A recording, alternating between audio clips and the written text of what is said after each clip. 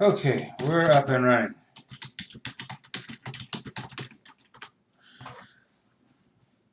Hope I've solved all the technical problems. Managed to move the router to the basement, got that all hooked up, figured out why it wasn't working. Internet's coming through a cable this time instead of over the Wi-Fi. That should solve those problems. Keep the stream going, keep it happy. Turned out there were problems with my audio too. We got that fixed, I hope. Let me know if the audio sounds bad. I tested it. It seems okay. If it doesn't sound right, we can switch audio sources. Welcome everyone. I see I've got a few people. 14, 15, good. You know, not quite 10% of the class, but that's all right. People are busy. And you can watch this later. That's the whole point. That's why we're putting it on YouTube. You can watch it whenever you want. All right. So we're starting eigenvalues and eigenvectors. We've got 3 classes left. This is probably a topic that's best done in 3, but we might be able to do it in 2. We'll see. We'll see where we're at after Tuesday. Thursday's class, we might need some time to wrap things up, but maybe we need Thursday's class just to do kind of a Q&A. Let you all ask questions, do some review. All right. So, some warm-up questions, just one warm-up exercise, a couple of reminders there. Also, just again, a reminder that the slides are posted ahead of time if you want to try these warm-up questions before we start on that 1410 notes page that's linked from Moodle. I'm putting the slides there. I stopped bothering with the HTML version of the slides because, well, what are we going to do with it? So, just a couple of reminders. Eigenvalues and eigenvectors are closely related to study of linear transformations, and if you're studying linear transformations in more detail, for example, if you take Math 3410, you spend a lot of time talking about eigenvalues and eigenvectors in the context of linear transformations. So just to remind you that as far as we're concerned, a linear transformation is just you take a vector, you multiply by a matrix, right? So matrix times vector, that gives us a linear transformation. And right now I want to work in this particular context where we have a square matrix, right? So domain and codomain are the same. And one of the reasons that we want to think about that is then we can plot things, right? I mean, at least in 2 dimensions. We did a bit of work with this, right? Where we might have, here's some vector v, and then we multiply by a and we see what happens, right? And maybe a times v is over here. So what we want to do is we want to try to get some idea of what exactly is happening when we are applying a linear transformation. Can we visualize what it's doing to a general vector? And typically this is a harder question than you might think. Right? Sometimes we can break transformations down in terms of reflections and rotations and things like that, but that gets harder to do once you get to 3x3, 4x4, and higher. But the main thing to keep in mind here is just that we take an input vector, right? We take x, we multiply by a, and we get a new vector y, right? So old vector becomes a new vector through multiplication, and we're interested in sort of seeing what happens. And in particular, one of the things that we're interested in is whether or not there are any vectors whose direction is preserved by the transformation. This is going to turn out to be important for a lot of the things that we want to do. While I've been talking, maybe you've had a chance to try these. I'm going to get the setup here on the screen for you. And I'm not going to sit there and let you work on them because then that leads to some awkward kind of dead air on the recorded video, which is not ideal. You can always, by the way, you can always pause the video here and try it and then resume. You'll be a little bit behind the live stream, but that's one option. Or you can come back and try it later. I'm also trying to just sort of chat to give you a chance to attempt these. Let me point out what happens. Now I've chosen things carefully here for a reason, so it's a bit of a setup, but let's see what happens. So if I do t applied to this particular vector, so that means we're just taking that vector and multiplying by a, right? So 6, 2, minus 6, minus 1, we multiply by 1, and minus 2. Okay, so we get 6 minus 4 on the top, and then we have minus 6 plus 2. So that comes out to be 2 and negative 4, right? Okay, done that. We'll do the other one, and then I'll talk about what's happening here. 6, 2, minus 6, minus 1. Okay, times minus 2 and 3. Okay, so 6 times minus 2 is minus 12. 2 times 3 is 6. And then we have 12 minus 3. So we get minus 6 and 9. All right. So there we've calculated it. Now the point is, well, it says reflect on the results. So what can we say about these particular matrix products? One of the things that you might notice is that our output vector is parallel to the input vector in both cases, right? But it's a different scalar multiple in each case, right? For the first one, this is 2 times the vector 1 and minus 2, okay? And for this one, I've got 3. I've got 3 times the vector minus 2, 3. Hopefully that doesn't get cut off by my video. No, I think we should be okay. So this is interesting. Each vector ends up parallel to itself, but the scalars are different, right? Twice the first vector, 3 times the second vector. And if you pick any old vector, you know, if we pick some other vector and we see what happens, like maybe if we do, you know, we might think that maybe this is something special about the transformation, and this is going to happen for like any matrix. But if we try 1, 1, we're going to get, let's see, we get 6 plus 2, we get 8. And then we get minus 6 minus 1, we get minus 7, right? So that time it's not parallel.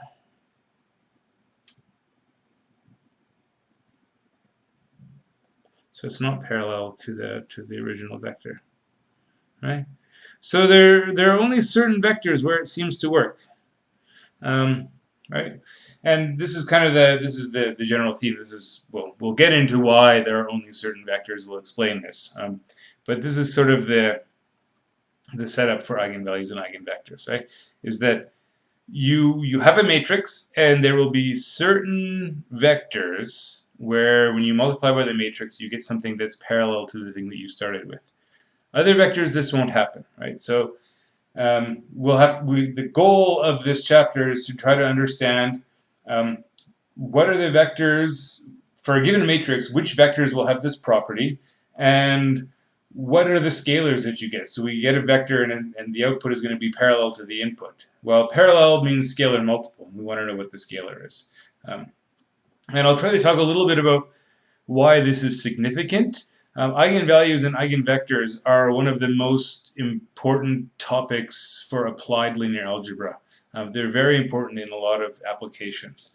The trouble with the course at the level of Math 1410 is we're just going to go through the basic principles of how. How do you find an eigenvalue? How do you find an eigenvector?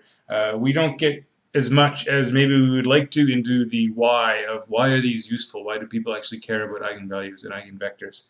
If you take Math 3410, you might get the chance to look at some applications, and you'll also be able to look at, well, essentially one of the things that you can do with eigenvalues and eigenvectors is you can use them to understand the structure of a linear transformation or of a matrix. So there's a lot to do. You can kind of characterize and completely classify linear transformations if you understand eigenvalues and eigenvectors. Okay. All right. So before we move on, I want to look at a couple special cases, right? Here's a boring case. You could do a multiplication operator, right? We're interested in, so it seems like the interesting thing here is, hey, we wanna find vectors where we apply this transformation and the output is parallel to the input. Well, maybe multiplication operators make that a little bit too easy, right? Because if we do if we do this kind of matrix here, right, it's just a scalar multiple of the identity. Well, then when I do if I take some vector x, right, for any vector x, when I do a times x, well, if a is just lambda times the identity, you can sub that in, and of course that's lambda times the identity times x, right? I am allowed to move the brackets over, and so it's just lambda times x. And that's going to be true for any vector x, right? So maybe that's not so interesting, but it's one possibility, right? Now the next thing you could do, kind of the next sort of level up in terms of complication, is you could do something like a diagonal matrix. So we could do something like maybe we do like a diagonal matrix like this: 2 0 0 0 3 0 0 0, and maybe I don't know -4. Okay. And you could check that if you do d times I, right, the 1 0 0, you'll get 2i. And if you do d times j, you'll get 3j. And d times k, you'll get -4k, right? So you can have things like that take place. And generally what we're going to do is say, okay, well, what if we, diagonal matrices aren't very complicated. What about when you start getting off diagonal entries? What does it start to look like? And you'll get kind of the similar thing, but as you sort of add entries, right, once you start putting numbers here and here, well, maybe you'll still get this sort of thing going on. You won't always. We'll see that there are cases where you don't actually get this. But sometimes you'll get it. Sometimes you'll be able to find certain vectors where you multiply by the matrix and you get a scalar multiple, right? But most of the time, if the matrix is more complicated, so are the vectors. We'll get into that. All right. Checking my screen. I can see the chat. Everyone's happy with my sound. I don't know if you're happy with my math, but we'll move along. So basically the game that we want to play is we want to think about directions, certain directions that are preserved under a matrix transformation, right? And I think it's the next slide, I'll show you that once you find one vector where a times the vector is parallel to itself, any scalar multiple of that vector has the same property, right? So if you have a multiplication operator, we just saw that every vector is a times x is always parallel to x, right? Because you're just doing scalar multiplication. So every output is parallel to the input. Kind of boring. But there are other cases where none of your outputs are parallel to the inputs, right? So think about when you were doing these rotation matrices, right? Like cos theta minus sine theta, cos theta, right? You do that multiplication and you have your so this is, maybe that's a, right? So you have an input vector v, and your output vector, you have a times v, and you've rotated through some angle of theta, right? And so for a matrix like that, there's only one vector that is parallel to itself after the transformation, and that's the 0 vector. Everything else gets rotated, right? So there are no directions that get preserved. We want to find the middle ground. We want to find cases where there are some directions that get preserved, others that don't. The shear transformation is a good example here, right? If you do t of, so let's say here's I, right? T of 1 0. So t of 1 0. If you multiply by 1 0, you're just going to get, well, you get the same thing, right? You get the same result. So that's t of I. So it leaves that direction alone, right? It doesn't even move it at all.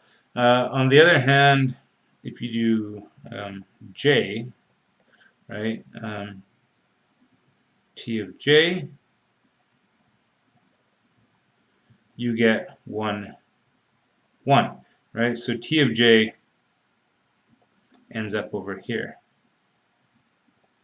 right? And one way to think of that is in terms of, if you think of those, when we were looking at visualizing those transformations, right? If you start with the unit square, and the unit square is going to get transformed to this kind of shifted thing, right? It gets moved over. That's what the shear does. It kind of just pushes things over. And so the vertical direction does not get preserved, but the horizontal direction does, right? So that's the sort of thing that we're looking for. I do want to mention, I don't know if this is supposed to be a link, but it's not actually working as a link. I've got it open in my web browser, so I'm going to show you this. The book we've got is fine, right? Maybe you're happy you have an open book right now because it's free and it's online, so wherever in the world you happen to be now that the university is shut down, you can still get at that book. But it's a PDF. PDFs can't do that much. There's a lot of new generation of textbooks that are done in HTML, and they have a little bit of interactivity. And this one by David Austin is fantastic. I'd use it for our textbook, except it doesn't quite align to the Math 1410 curriculum, so I have to live with that. But let me show you this book. Okay, this is a pre-text book. If you've done calculus with me, I've been working on moving our calculus materials over to this format, this pre-text format. It's a really, really useful format. But David has a chapter on eigenvalues and eigenvectors. Okay, and it goes through a lot of the same stuff. You can go through and you can read. But I want to show you in the introduction section some of the things that he can do, right? The things that you can do in HTML that you can't do in PDF. And he's got some nice preview activities things. He has this is a much more active learning style textbook. But I want to show you this applet that he has because it's really cool. This activity. Here's an interactive activity that's built right into the textbook. Okay. Right now, the matrix that you have is the identity matrix, so there's not a lot going on. Okay. And I don't know if I might need to connect my keyboard for this. Hang on, I got to duck down and grab it.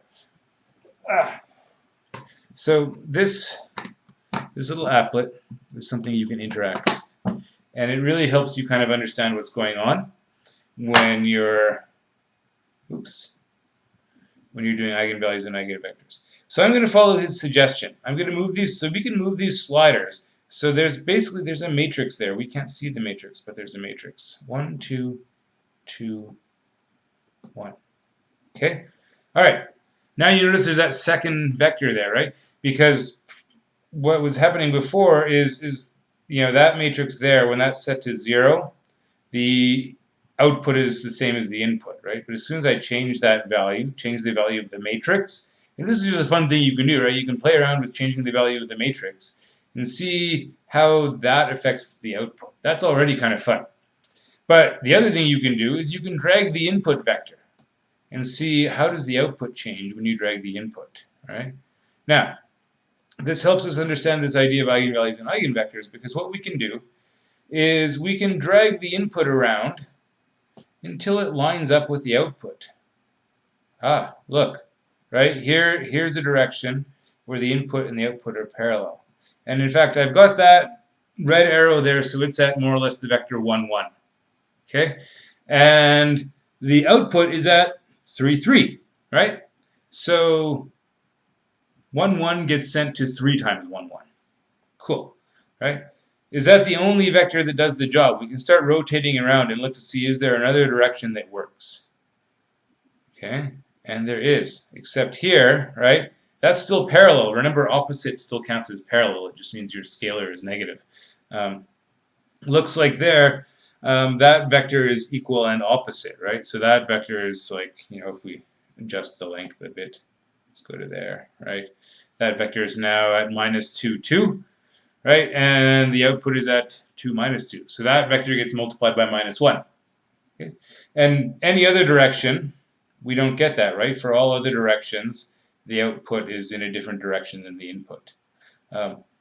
So that's a pretty cool applet. That's something you can play with. I think this book is already linked to on Moodle. I think I put a resources section up once upon a time. Have a look. If it's not there, if you need the link, let me know, or you can search it, right? I put the name in the notes, so you can just search for David Austin's textbook. But I'm pretty sure the link is in the notes. Anyway, our book is still fine on this, but I think this is better. It's a cool thing to play with. So go find his book, play around. I think you might find it useful. Okay. All right. Continuing. How are we doing? I'm going to take my keyboard off again. Have a sip of water while I wait to see if you have questions. Looks like we're doing okay. Okay, let's get down to business. Eigenvalues, eigenvectors, how will you define these things? So the idea is, right, so a times x here, right, that's like our y, right? Y is a times x, right? So x is our input vector. We multiply by a, we get this output vector. We're looking for special input vectors where a times x gives me something that's a scalar multiple of x, right? Where the output is parallel to the input, right? Remember, that's exactly what this is saying. Now, for whatever reason, there's this convention in math that we use this Greek letter. This is a lambda. Okay, Greek lambda. If you're into, like, 80s party movies, you might remember like a lambda, lambda, lambda frat or something like that. What was that? Animal House? Yeah. So you might know that letter. If you're involved in the Greek societies here, maybe you know that letter. But that's a Greek letter lambda. I don't know why we use lambda. We could have used K. We could have used C. But we use lambda. Whatever. We can live with it. That's the letter that we use for our eigenvalue. Okay. By the way, the eigen is a German word. It means sort of self or same or characteristic. So characteristic values, we could say that's probably a good way to kind of translate this, right? Characteristic vectors. Okay, so if you can find a number that has this property where you find this number lambda and there's this corresponding vector x, so that a times x is equal to lambda times x, you call lambda an eigenvalue, you call x an eigenvector. There's one catch, right? The one catch here is that x has to be, and I put it in red to highlight this, has to be non-zero, right? Because anything times 0 is 0, right? And 0 is a multiple of itself. 0 is always parallel to any multiple of 0, right? Because any multiple of 0 is still 0. So this equation is sort of trivially satisfied by the 0 vector, and that's boring. We want to find non-trivial solutions, right? So we want non-zero vectors. So 0 doesn't count as an eigenvector. We need a non-zero vector. Okay. So the way I confirm this, right? If I want to show, now I haven't told you how to find these yet, but if somebody gives you the vectors and just says, verify that this is an eigenvector, how do you verify? Well, you just check that there's some lambda that fits that equation, right? So we just say, okay, a times x, sorry. If I do a, 2 minus 1, minus 4, 5, there's my matrix A, 4, 1, there's the first vector. So I'll do that multiplication. 2 times 4 is 8. Minus 4 times 1, 8 minus 4. And then I get minus 4 plus 5. Okay? I get the vector I started with. Okay? So that works, right? What's the eigenvalue in this case? The eigenvalue would be 1, right? 1 times a vector is the same vector. Cool. Okay, so we've got that one. And let's do the other one. 2 minus 1 minus 4, 5. 1 minus 1. Okay, so 2 times 1, 2, minus 4 times minus 1, 4. 2 plus 4. And then we have minus 1 minus 5. So minus 1 minus 5. I get 6 and minus 6. Okay, and so in this case, lambda is 6, right? That's 6 times the original vector. So it turns out that's actually all the eigenvalues. There can only be 2. We'll see why in a minute. But basically, for an n by n matrix, you have at most n different eigenvalues. Okay, You can never have more. So for a 2 by 2, you know you can never have more than 2 eigenvalues. So if we found 2, we know that's it, right? That's everything. And it would turn out, and the other thing that we'll understand once we kind of go through this is that any other eigenvector, so the eigenvectors aren't unique, but any other eigenvector corresponding to an eigenvalue, so if I wanted to find another eigenvalue for, say, lambda equals 1, any other choice has got to be a multiple of that vector. Any other eigenvector for lambda equals 6 has to be a multiple of that one. Okay, so eigenvectors are only defined up to scalar multiple. Typically, I mean, at the 1410 level, we just choose our vectors so that we have integer entries, right? We like whole numbers. In other courses, you might insist on your eigenvectors always being unit vectors, but then we get square roots, things like that. Question from Ben: the lambda equals 1. Well, the lambda equals 1 is just because we have 4, 1, right? And it's just, well, it's for this simple reason that 4, 1 is just 1 times 4, 1, right? Because this, on this side here, right, this is my AX on this side, right? A times X, matrix times vector. And then we look at the output and we ask, is that a multiple of the input, right? In this case, the multiple is 1. Okay, so that's how we would verify if somebody hands me a vector and says, I think this is an eigenvector. That's how you check. We got to get into how we find them. But before we get in, I think the next thing I had for you was showing this fact I just mentioned, that once you found one eigenvector, any scalar multiple will do. Here it is. It's a theorem, right? So suppose, I know we stated it as a theorem, it sounds intimidating, right? But all it says is that any scalar multiple of an eigenvector is still an eigenvector, okay? I'm gonna walk you through the proof of this thing. Okay. Here's what my proof looks like. So suppose x is an eigenvector. Well, let's do that. Let x be an eigenvector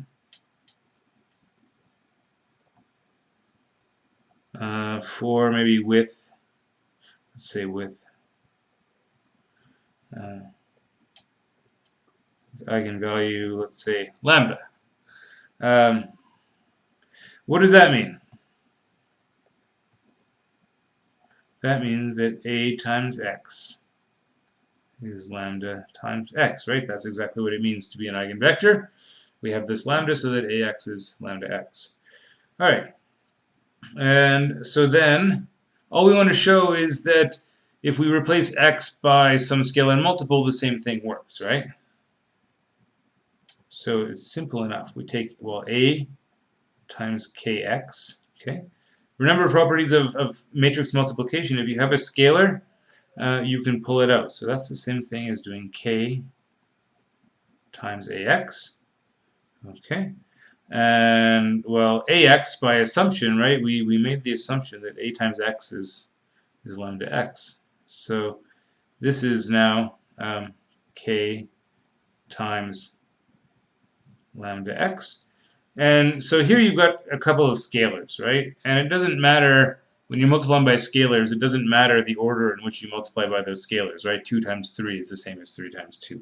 So we can write that as lambda times kx, right?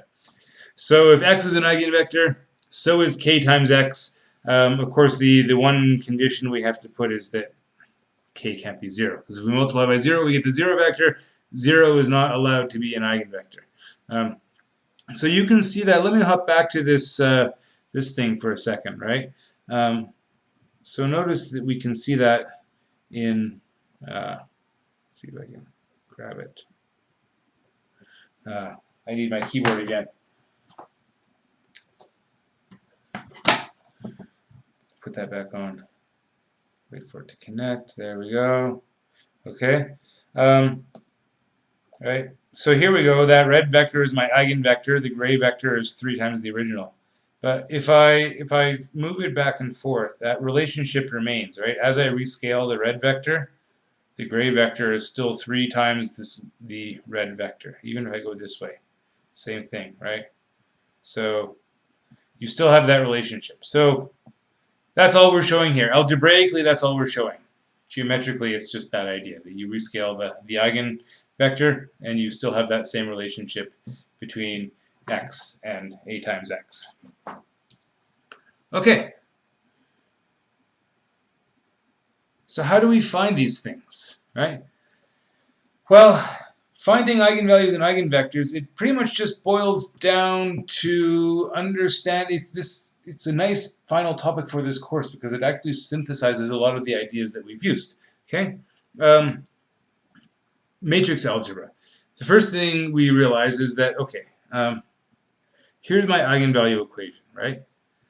I want to solve this thing. And it's kind of a tricky thing to solve because I need to find x and I need to find lambda. It seems like there's a lot of unknowns on the go here. How are we going to tackle both of these at the same time?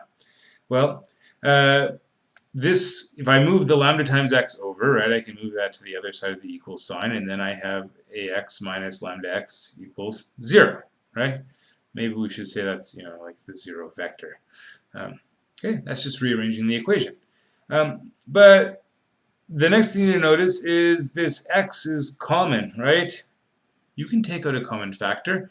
And this is something we've gone over. Scalar times x, right? To do a scalar times x, we should, when we're doing scalar times x, we can think of lambda x as lambda times the identity times x, right? Because when we factor out the x, matrix minus a number doesn't make sense. So we replace lambda by lambda times identity. Okay, so now we have this equation here, right? So ultimately, we get this equation. A minus lambda times identity times x is equal to 0. And we want x to be non-zero, right? But think about what this is, okay? All this is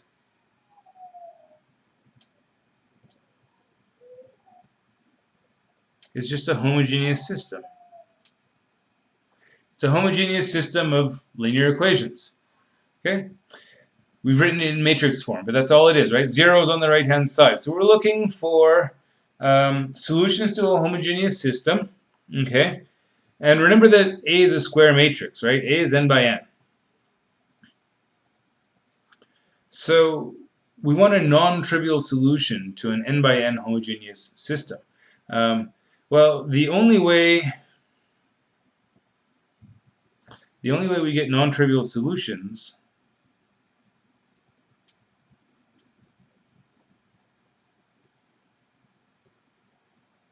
is if the matrix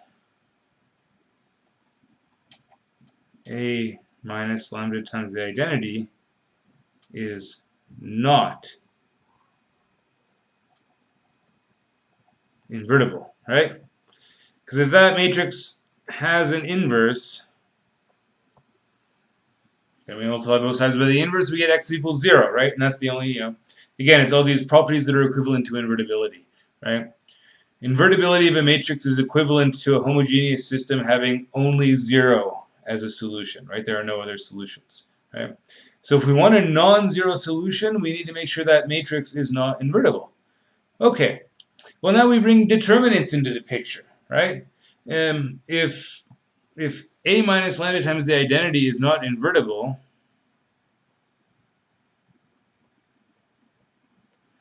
then we need that determinant to be 0, right? We know that in terms of determinant, if the determinant is 0, that means your matrix is not invertible, right? That's kind of a key application of determinants. So this basically gives you a theorem. And notice I did say it could be a complex number, right? We did talk about complex numbers. It's one of the reasons why we talked about them. But this tells you what your eigenvalues are, right? The eigenvalues are going to be the numbers that make this determinant equal to 0. Good. So how do we find the eigenvalues? Well, we leave lambda as a variable. We compute the determinant in terms of lambda, and we try to figure out which values make it 0. And if you've done that, there's one like that on the web work homework 8, right? Which I've thrown on your test. I threw that one back on your test. You might have noticed that I put it back on your test. That one where there was a 3x3 matrix, there was a couple of A's in there, and you're asked for the values of A that make the determinant 0, or maybe it's values of A that make the matrix not invertible. And it's that. By the way, I know that question's a little bit ugly, right? The coefficients are not always nice, so you got to use the quadratic formula. You might have some really bad numbers under the quadratic formula, but it's doable, right? It's open book. You can use your calculator or your computer. You'll get it. You'll be fine. And remember that WebWork will do the calculations for you. You don't have to figure out, square root of 93,000 or whatever the hell you get in there. Just put it in like that into WebWork. Okay, so this is how we find the eigenvalues. We basically figure out which values of lambda make this determinant equal to 0. That's what we're looking for. Once we find the values that make that determinant equal to 0, we can actually come back to this equation here, right? This one, right? We plug in a value of lambda that works. Once we find the eigenvalue, we plug it in, and then we just solve the system, right? That's what we're trying to find. We're trying to find those solutions. So first we find the lambdas, we find the eigenvalues first, then we find the eigenvectors. That's the strategy. Okay, so if you plug in, so instead of lambda we'll use x. We'll use x as the variable, and lambda will be kind of like the zeros, right? Zeros of this polynomial. Now you'll notice that I'm doing this as x times the identity minus a. I'm not doing it as a minus x times the identity. Some books will. What's the difference? The difference is not much, right? The difference is a minus sign in the matrix. The difference between the two is actually just a sign factor, right? It's just a minus 1 to the n. So if you change the order, and you do a minus x times the identity rather than doing x times the identity minus a.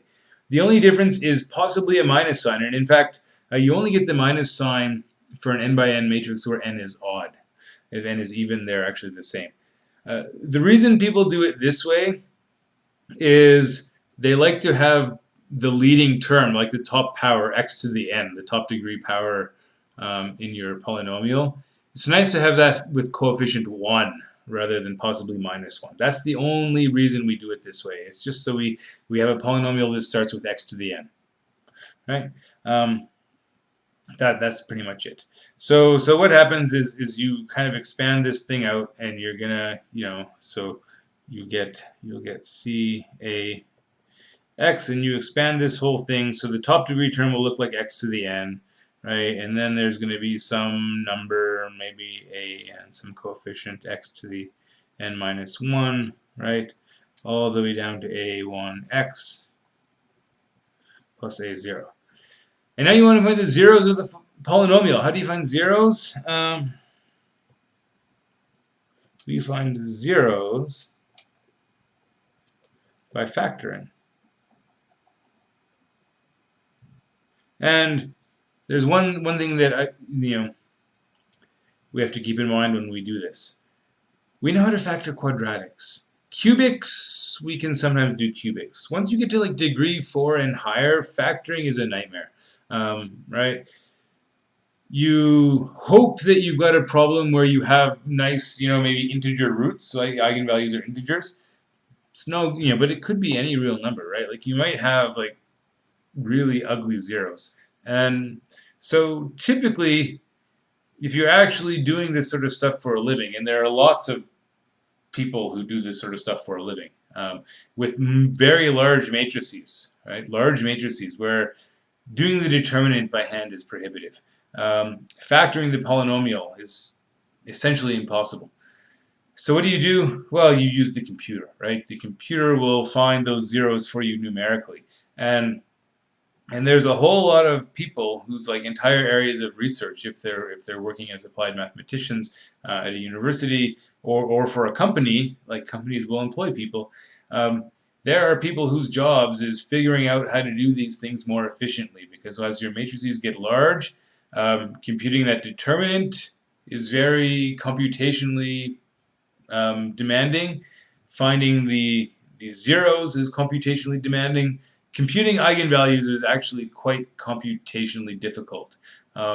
And so methods for doing this efficiently are actually very valuable, and there are a number of them. We don't do them in 1410, but there are some methods for finding these things very efficiently. And it can be quite efficient, or quite important. One example you may or may not be aware of, the PageRank algorithm that Google uses for search optimization is essentially an eigenvalue problem. It turns out that Google calculates PageRank by computing what's called the dominant eigenvector of some matrix. So the dominant eigenvector is the eigenvector corresponding to the largest eigenvalue that you have. And there are techniques for doing that, right? But that matrix that Google is working with, that's a matrix that has like one entry for every website, right? Massive, massive matrix, right? Impossibly huge. Like, I don't know how to even think about it. But they're doing linear algebra. When Google is giving you those search results, they're doing linear algebra. Okay. So, moving on, the goal here is, if we can, we would like to try and take this thing and eventually factor it, right? So we might have x minus, say, a lambda 1, and we might have x minus a lambda 2, and sometimes they'll be repeated. So we might have a power here, like an m1, an m2, and so on. So we try to factor, right? And so we try to find all the factors, and then if x is equal to lambda 1, the polynomial is 0. Lambda 2, the polynomial is 0. And so those lambdas, those are the eigenvalues. That's the strategy that we employ. Okay? All right. So before we think about factoring, let's just think about how do we actually calculate this polynomial. Here's an example. Okay, here's a matrix. So what we're going to do is we're going to find the determinant. And I'm going to do it this way, xi minus a. If you want to do a minus x times identity, that's fine. One of the advantages of doing it the other way around, putting a first and then subtracting x times the identity, is then you're essentially just subtracting x down the diagonal, right? You go minus x, minus x, minus x. You just subtract down the diagonal. People find that a little bit easier, less of an opportunity for sign errors, but I'll follow the script. So what do we get? X times the identity minus a. So we get x. We get these x's down the diagonal. And now we subtract off the entries of a. So we have x minus 2, minus 3. Minus minus 1 is 1. 0, x minus 3, 0 minus 2, minus 1, minus 2. Okay? There's our determinant. All right. So we expand. Looks like the probably the safe money is on expanding down that first column, right? So we'll expand down column 1 just because we got that 0 there. Okay. So we're gonna get x minus 2 times. So we delete row 1, column 1, and we're left with this 2 by 2. X minus 3 minus 2 minus 2. And x, and then 0, so we won't worry about that middle determinant, and then minus 1 times, so if we delete column 1, row 3, we're left with minus 3, 1, x minus 3, and minus 2. Okay? So now we'll expand those 2 by 2 determinants. So I've got x squared minus 3x, right? When I do this here, I take x minus 3 and I multiply by x, and subtracting the other diagonal, minus 4. And then I have minus 1 times So minus 3 times minus 2 gives me a 6. And then I'm subtracting x minus 3. Gets me to there. Okay? And, well, now you have the polynomial. Maybe you want to kind of simplify. So we can expand it and simplify. It's a bit of a mess. I'll multiply the x in first. By the way, typically one of the things that you might try is you can try to see if you can group factor. It can be useful to simplify and see if there's a sort of group factoring that you can do. Although this is, if I remember right, this particular one does not factor nicely. So let me just get it all the way out so you can see what that would look like. So if I multiply everything in here by x, I get x cubed, 3x squared, minus 4x. Now I'll multiply by the minus 2. Minus 2x squared plus 6x plus 8. Over here, I have 9 minus x, and I'm going to multiply the minus 1 through. So I get plus x minus 9. Now we just collect and simplify. All right. I don't know if you can hear it on over my microphone. I don't know what the hell my kids are doing upstairs, but it sounds like my ceiling's going to cave in. It's the joys of working from home. So x cubed minus 5x squared. Okay. And then I have minus 4x plus 6. So I have 7x minus 4x. So I have 3x, 8 minus 9, minus 1. That is not a polynomial that factors nicely. If you wanted to, like this is, don't even try to factor it by hand, because I can tell you right now, looking at it, it's not going to work out for you. If you want to, let me show you how you should factor something like this. Right? Especially now that we're in this situation where everything is take home and it's open book. You go to Wolfram Alpha, right? You go to Wolfram Alpha, and you say, okay, what I would like you to do, what I like to calculate or know about, I would like you to factor x cubed, okay, minus 5x squared. What was the rest of it? 3x minus 1 plus 3x minus 1. Hit enter and we'll see what it tells me. Right? Not nice. It has one real root, right? And that single real root, it's got it at 4.36523. Found it numerically, right? This is not something that you can find by hand. So one real root and 2 complex roots. Yeah. Assume that I'm not going to give you something like this, right? This would be completely unreasonable for me to throw at you. Well, it would have been, I guess, in the paradigm where we're doing pencil and paper tests with a 3-hour time limit and everyone in the room. I guess we're not there now. I have to let you use computers, because how am I going to stop you, right? So that's kind of one of the issues that you have to deal with, right? You're trying to find these eigenvalues. Well, you still got to be able to factor that polynomial. So you can assume that we carefully contrive most of these examples to make sure that you can do the factoring, right? Here are some examples where it'll work. Let's crank some of these out. How are we doing on time? I think we're doing okay on time. Okay, so the first one, I'm going to do this determinant. X minus 2 minus 1 minus 1 x minus 2, right? So I put those x's on the diagonal, and then I just subtract off the entries of my matrix. Okay. So I get x minus 2 squared minus 1. Now you could expand. Now there's 2 ways you could tackle this, depending on how your algebra is. Option 1 is you just kind of expand out the square. That's x squared minus 4x plus 4 minus 1. So x squared minus 4x plus 3. And then you realize, hey, I can factor that. That's x minus 3 times x minus 1.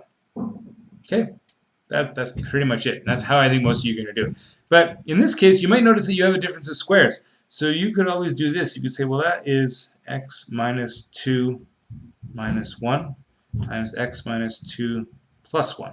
Right? I'm doing a difference of squares thing here. So I do get that same x minus 3, x minus 1. So that means that for A, I get two eigenvalues. Lambda equals 1 and lambda equals 3. Those are my eigenvalues. For B, okay, so for B, if I want to do the characteristic polynomial for B, so I'm going to do the determinant of xi minus b. So here's my x times the identity, and I subtract off the entries for b. So minus 3, minus 1, 0, minus 3. Well, in this case, we just get x minus 3 squared, right? We get a perfect square because the other diagonal we get 0. And so there's only one eigenvalue in this case, right? This time all we get is just lambda equals 1, and that's it. Okay? Or sorry, 3. Why did I say 1? 3. So you get lambda equals 3. But in a sense, you get lambda equals 3 twice. It's repeated, right? It's a repeated root. That's going to be important later on, so I'm just going to point that out now. Okay. And then finally we could do, well, what about the characteristic polynomial for C? Okay, so now we have x minus 1 becomes plus 1 minus 1 x, right? Because we're just doing x minus 0. Oh, we get x squared plus 1. So what are you going to do with that? Well, there are two ways that you can answer this. We could say that there are no real eigenvalues because that does not factor over the real numbers, right? X squared plus 1 is never 0 over the real numbers. But we can factor it over the complex numbers. I can factor that as x minus I times x plus I, right? So in this case, I actually get lambda is plus or minus I as eigenvalues, right? And remember, in case you missed the last class, I here is the square root of minus 1. So sometimes you have to settle for complex numbers, right? And if you want to guarantee that you can always find eigenvalues for your matrix, well then you got to allow the possibility that you might have to work over the complex numbers. The only other thing to keep in mind here is in some situations it might make sense that there are no real eigenvalues. That matrix, this matrix here that I have, what this is just rotation by 90 degrees. So if you think about that original, context we had where finding eigenvalues and eigenvectors is we're looking for these directions that are preserved under the transformation. Well, there are no directions that are preserved when you rotate by 90 degrees. So it makes sense that there are no real eigenvalues, right? Makes sense. Okay, so that's eigenvalues. How do we find the eigenvectors? How are we doing for time? 20 minutes, but I'll try to wrap this up early.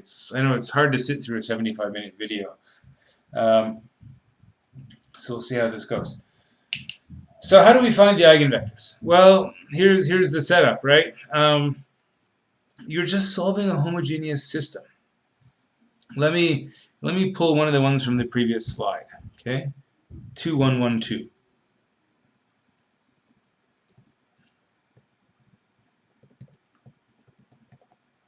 So for this matrix,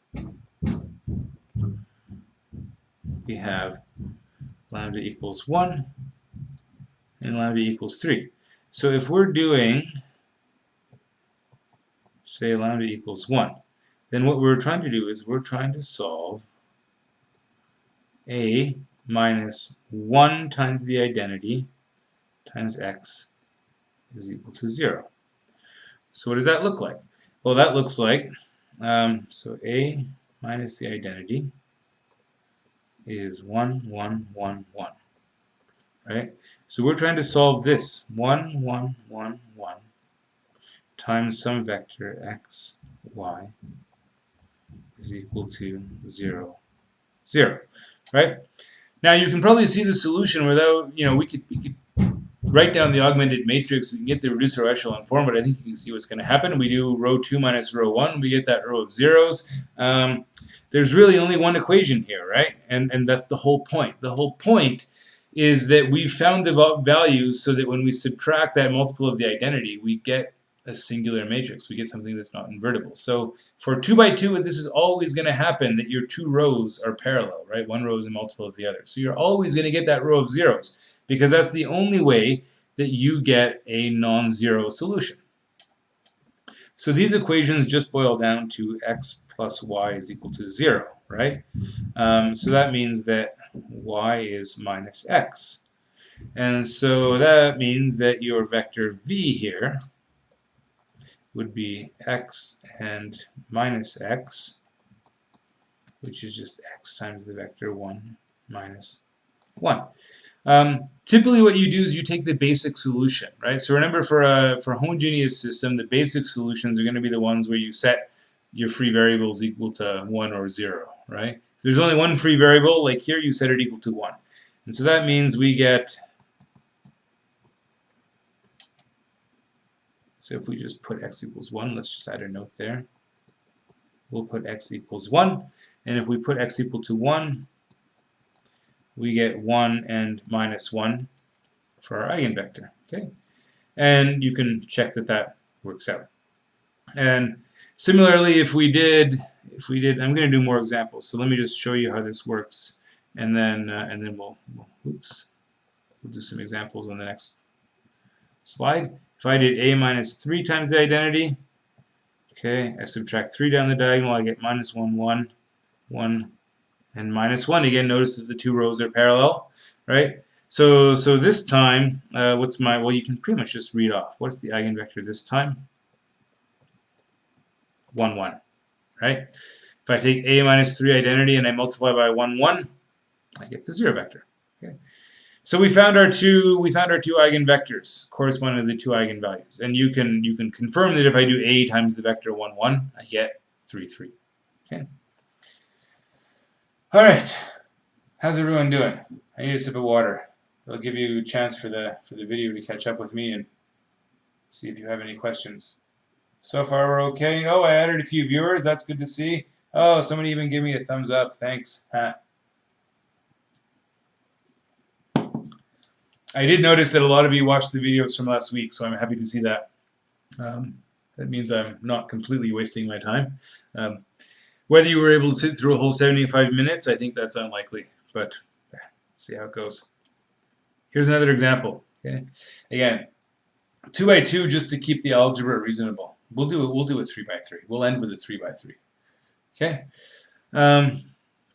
So find the eigenvalues first. So we can do. Let me do it the other way around this time. Let me do determinant of a minus lambda times the identity. A lot of people will do it this way, right? So they do 1 minus lambda minus 5 minus 5, 1 minus lambda. Okay? So that's 1 minus lambda squared, okay, minus 25. Okay, so some people just don't like having that minus in front of the lambda, right? So that's why people do it the other way around. They'll do lambda identity minus a. So we get, if you multiply that out, lambda squared minus 2 lambda plus 1 minus 25. So that's lambda squared minus 2 lambda minus 24, which is lambda minus 6 times lambda plus 4. Okay, so eigenvalues are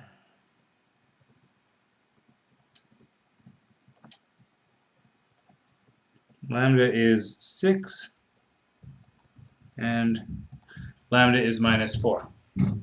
Now we want to find the corresponding eigenvectors.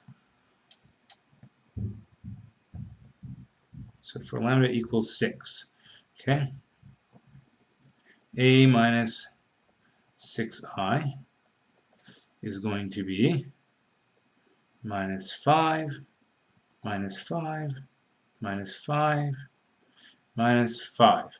And if we put that down to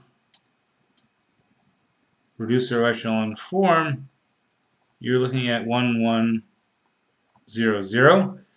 And that corresponds to the equation just x plus y is equal to 0. Same as we did last time, right? So my vector here, y is going to be minus x. So v is 1 and minus 1.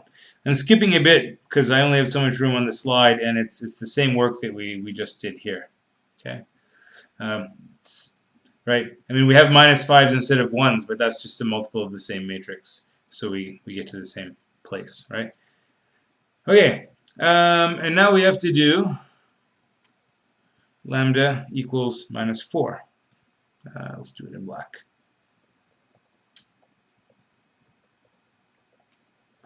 So a minus minus 4 becomes plus 4I. And so I get 5 minus 5 minus 5, 5. Down to reducer echelon form, we get 1 minus 1, 0, 0, corresponding to the equation x minus y is equal to 0. So this time x equals y, and we should take, maybe I'll call it w this time. We get 1, 1, right? Okay, and of course if you want to check your work, we can always do that, right? If we do a times v, we do 1 minus 5 minus 5, 1 times 1 minus 1, we get 6 and minus 6, as we should. If I do a times w, 1 minus 5 minus 5, 1 times 1, 1, and I get minus 4. Oops, sorry.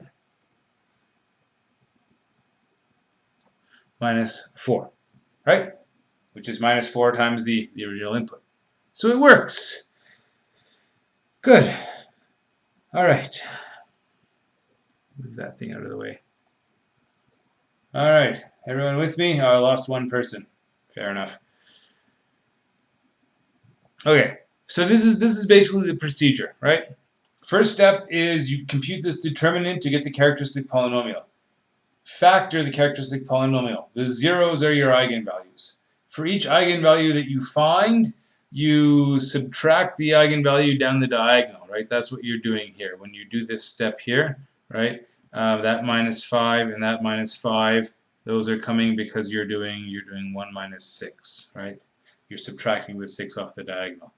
So you subtract the eigenvalue off the diagonal, reduce the matrix to figure out what the solution to your homogeneous system looks like. Yeah. If you want to write out the full homogeneous system, feel free. Once you get comfortable, you typically do like I'm doing here. You maybe skip writing everything out because you kind of know what it should look like. It's up to you, right?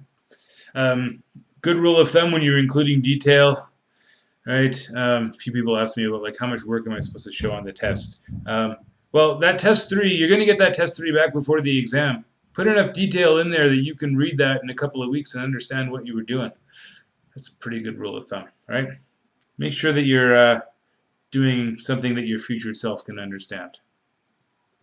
Okay, I think I have time for one more. Let me see what I've got. I've got that one.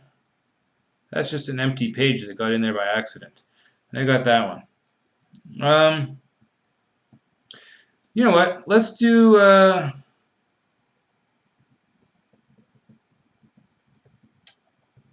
let me leave that as an exercise. I'll throw that as the warm-up problem for Tuesday's class. How's that sound? Okay. I'll leave that one as an exercise. And we'll tackle this one. This one's kind of an interesting one. We'll see how this goes. One of the things that you might notice, I'm just going to point this out. this is a symmetric matrix. Okay, A transpose is equal to A. Turns out there's a theorem, and you would see this theorem in Math 3410. You probably prove this in Math 3410. Every symmetric matrix can be diagonalized, and we'll talk about what that means next week. But basically, it means that we are guaranteed to be able to find eigenvalues and eigenvectors for this matrix. It's always guaranteed that you have real eigenvalues and you can find enough of them. We'll talk about what it means to have enough, next week. Okay, you can read ahead in the meantime. So find the eigenvalues and eigenvectors. Let me switch to a skinnier pen because this is going to take a bit of work. So first we get the characteristic polynomial, Ca of x. So that's going to be the determinant of x times the identity minus a. And I'm going to do the x's first because you'll see it's easier. So x minus 1 minus 1 minus 1 x, right? So we're subtracting all those 1's and we're putting x's down the diagonal, right? X minus 0 is just x. So we get to that. Now do a cofactor expansion. You could try doing row operations if you want, but typically it gets a bit messy. I mean, you could do something like you could subtract row 2 from row 3 to make it 0, or row 3, you could do row 2 minus row 3. But then you got to watch out because you're adding x's. So most people find that once there are variables in there, row operations are kind of hard. One of the mistakes people make is because they don't want to do row operations with the variable in there, there's this temptation to do row operations before you put the x in. Can't do it. Can't do it. I wish it were true. If you were allowed to get your matrix into row echelon form and then subtract x and then then it would be really easy to find eigenvalues, actually, right? There are no shortcuts to finding eigenvalues, unfortunately. That's why there's so much research that goes into computational methods for finding eigenvalues and eigenvectors, because it is a computationally difficult problem. And if you feel like you found a shortcut, you're probably doing something wrong. There are no easy shortcuts for finding these things. All you got to do is expand. So this is going to look like this. X. I'm going to expand. I'll go down the first column or the first row. It's symmetric, so it actually doesn't matter. You'll get the same thing if you do row instead of column. So I get x times this 2 by 2. X minus 1 x. Okay?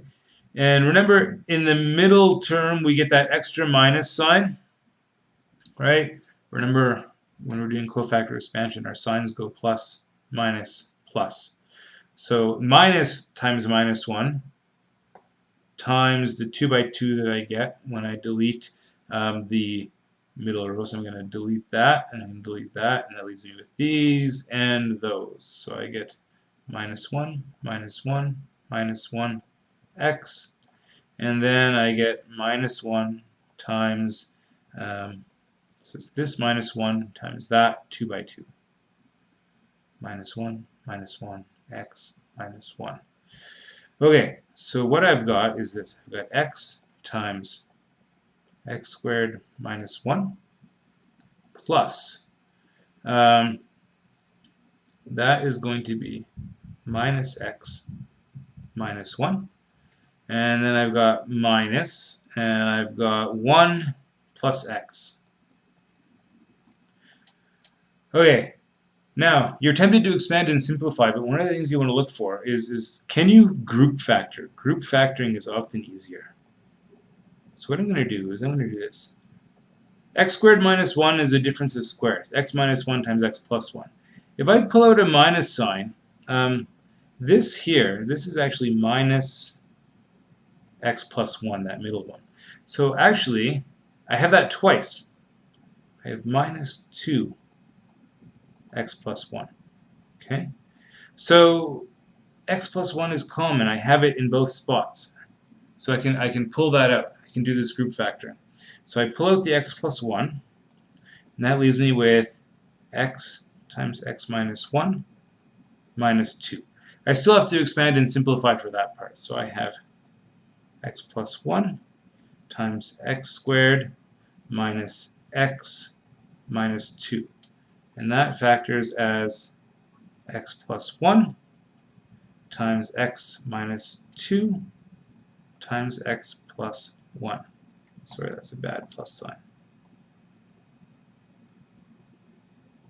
Okay, so here's my characteristic polynomial. X plus 1 squared times x minus 2. So I have two eigenvalues. Lambda equals minus 1 and lambda equals 2. So when you get one of these repeated eigenvalues, where that minus 1 shows up twice, that factor for the minus 1 is there twice. Sometimes you get one eigenvalue that goes with it. Sometimes you get two independent eigenvalues. Turns out, since I knew this matrix was symmetric, I'm guaranteed to get two. That's why this is an interesting example. We're actually going to get two different eigenvalues that come along with that eigenvector. So let me show you how that looks. Okay, for the lambda is equal to minus 1. Okay, so I do a minus minus 1 I, right? So that's just a plus I. I get 1, 1, 1, 1, 1, 1, 1, 1, 1. Huh. You almost could have guessed that one, right? So you get that down to reducer echelon form, and you've got this 1, 1, 1, and then 0, 0, 0, 0, 0, 0, right? And so now you think about, you're solving a system. So if you think about like the augmented matrix, you've got those zeros there, right? You have this one equation, right? So V is some vector x, y, z, where x plus y plus z is equal to 0. So that means x is minus y minus z, right? So think about how do you solve this? Let me add another page here. Where are we? There. Insert a new page. Okay. So let's go to the next page. How am I doing on time? 1 minute. Yeah, we can do this in 1 minute. Okay, let's finish this thing off. So for lambda is equal to minus 1, I get this equation, right? X plus y plus z is equal to 0. So that means that my vector x, y, z becomes minus y minus z, y, z. Okay? And remember, this is just like we did when we were solving homogeneous systems. We break this apart into one vector that has the y. Minus 1, 1, 0. One vector that has the, oh sorry, let's leave it as y up front. And another vector with the z. Minus 1, 0, 1. Okay? So if I put y equals 1, z equals 0, that gives one eigenvector for that eigenvector, for that eigenvalue.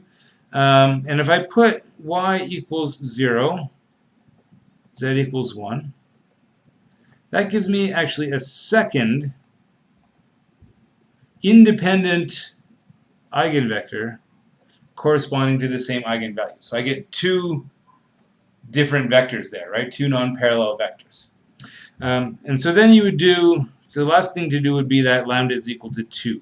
So I do a minus 2 times the identity, minus 2, 1, 1, 1 minus 2, 1, 1, 1 minus 2. That's a little bit more work to get that into reducer echelon form, right? So maybe we think about, we put the 1, 1 minus 2. Let's swap row 1, row 3. We do row 2 minus row 1 into row 2. We do row 3 plus 2 row 1 into row 3, 1, 1 minus 2, we get 0, minus 3, 3, we get 0, 3, minus 3. Okay, so I'm going to skip a couple steps here because I want to get this done. We're at the end of our time. All right, I'm starting to lose viewers. So I'm going to get, so that row is going to become 0, 1, minus 1. That's going to be 0, 0, 0. And I'm going to get 1, 0, and minus 1. Okay. So this time, that first row says x is equal to z. Second row says that y is equal to z, right? X minus z equals 0. Y minus z equals 0. So my third vector is the one where x, y, z are all equal. So let's put them all equal to 1. Oh, that's v3. Sorry. Okay. So I get that third eigenvector. That one corresponds to the eigenvalue of 2. So lambda equals minus 1, we get 2 eigenvectors. We get a third one coming from the lambda is equal to 2. All right. That's all for today. I'm going to pause for one moment just in case somebody has a final question. One of the 17 of you that are left. Otherwise, we'll rest, recuperate over the weekend. You got your test to keep you busy, right? Make sure you get that in. We'll do our very best to have that test 3 graded and back to you by kind of the end of next week. We're going to try to work fast for you. The online grading works pretty good. Just be nice to us when you're uploading your work, right? Try to use something like CamScanner or TinyScan, one of these scanner apps. It makes it a lot easier for us to read your work. Try to make sure your pages are rotated correctly. If you do a good job uploading the work, we'll do a good job of grading it. It's going to be done before you know it.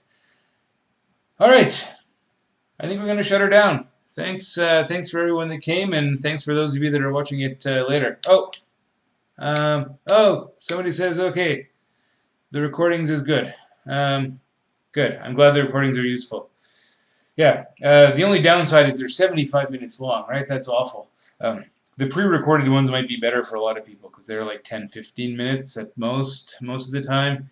But at least you can fast forward, right? You can go back and forth. Watch these on double speed if you want. I'm not sure. Captioning might be working, but YouTube auto captioning is mixed results. Anyway, thanks for coming. We'll see you all Tuesday. If you want to book, I think that booking thing is working on Moodle. If you want to book office hours, feel free to book office hours. We can connect if you need to. Otherwise, catch me on the forum. The forum's working well. You're doing a great job of using that forum. Thanks, everyone. We'll see you again soon.